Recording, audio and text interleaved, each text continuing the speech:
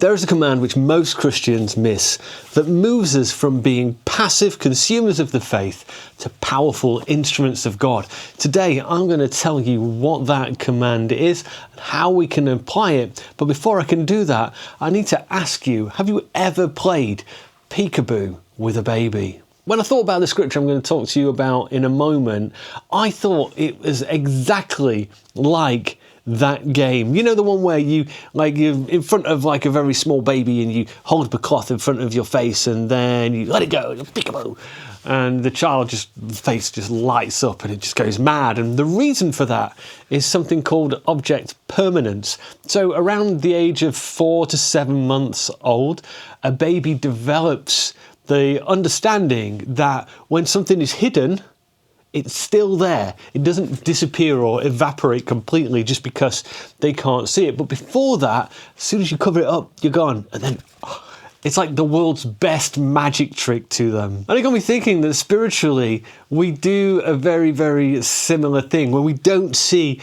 God's results immediately, we can start to think that like he's just not there or doesn't care for us. We forget that his word still stands, even though we can't necessarily see it working. So that's what I was thinking about when I was reading James chapter 1, verse 22 and onwards earlier in the week. It says this: "But be doers of the word and not hearers only, deceiving yourselves. For if anyone is a hearer of the word and not a doer, he is like a man who looks intently at his face in a mirror.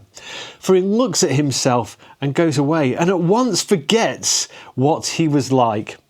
But the one who looks into the perfect law, the law of liberty, and perseveres, being no hearer who forgets, but a doer who acts, he will be blessed in his doing." See, it's not just enough to hear the truth, we've got to live it. And faith isn't proven by information, it's proven by transformation. And that's what got me thinking about a concept of spiritual object permanence. You see, it's okay for like a 4-month-old baby to get confused when like my face is obscured from it and to think that I've magically disappeared.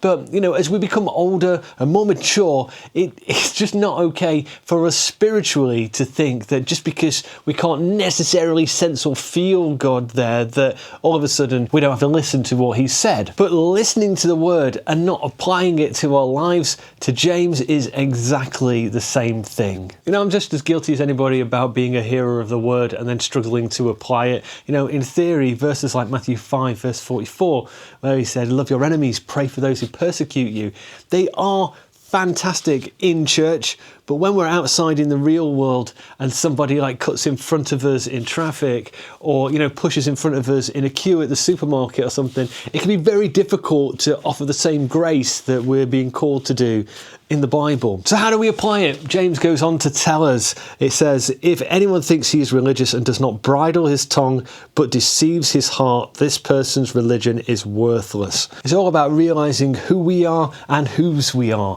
And we are a representative of Christ on earth, and it's important to make sure that everything that comes out of our mouths, it represents him in the best way possible. The Bible does tell us that the tongue holds the power of life and death. Next, James tells us, "Religion that is pure and undefiled before God the Father is this, to visit orphans and widows in their afflictions and to keep oneself unstained by the world."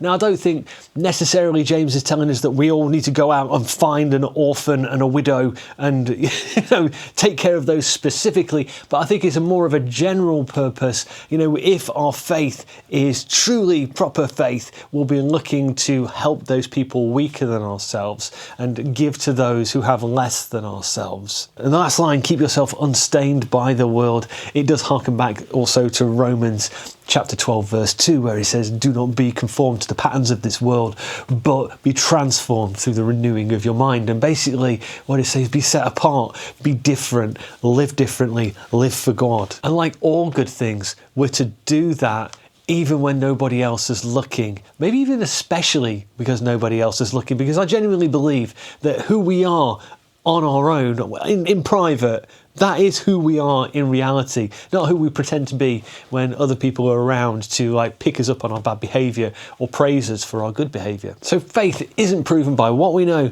it's proven by what we do when nobody's watching. The Christian who only listens to truth forgets it, but the one who lives it becomes it. So I would love to know what you think about today's message. Get it down in the comments below. And if you'd like to help this video share out to more people, please do hit that thumbs up button. It genuinely really helps. So thank you so much for that. Until next time, look after yourself. I'll see you later. Bye-bye. So recently I've been filming these just right next to my bed because Alice has been joining me and it's been really quite cute. But today she wouldn't budge. She just sat on the floor and that was it. So never work with children or animals.